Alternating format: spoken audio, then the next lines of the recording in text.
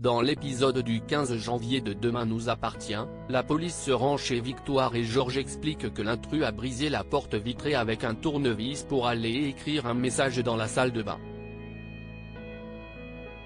Au commissariat, tous les rouges à lèvres de la maison sont analysés pour retrouver celui avec lequel le message a été écrit, seulement aucun ne correspond. Les enquêteurs ne trouvent rien non plus sur les images de surveillance de la ville, les laissant dans une impasse. Pendant ce temps, Victoire donne rendez-vous à Samuel au Spoon. Elle lui explique que quelqu'un l'a mise en garde contre lui, mais Samuel assure ne pas avoir menti puis s'en va rapidement. De retour chez elle, Victoire trouve un autre rouge à lèvres et s'empresse de l'amener au commissariat pour qu'il soit également analysé.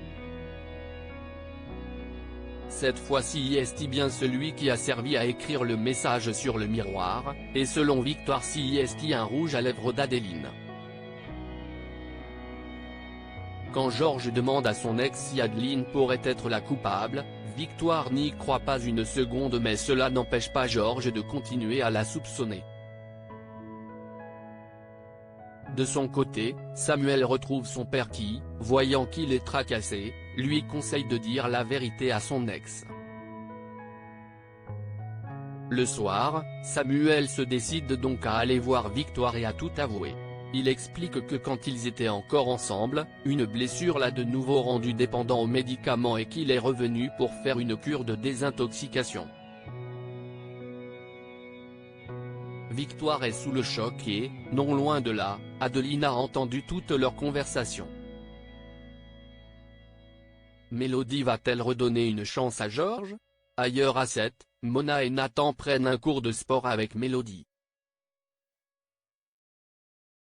Cette dernière pense que Nathan la drague mais le jeune homme avoue qu'il veut juste se muscler pour plaire.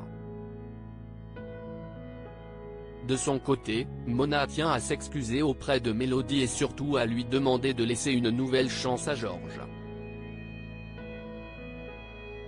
Mélodie promet d'y réfléchir, et raconte ensuite à Georges que sa mère est venue la voir, ce qui ne le réjouit évidemment pas. Enfin de son côté, Nord est dépité que ses plans pour remettre Gabriel et Soraya ensemble ne fonctionnent pas. Au cabinet, Gabriel raconte à Soraya qu'il a rencontré quelqu'un, ce qui brise le cœur de l'avocate.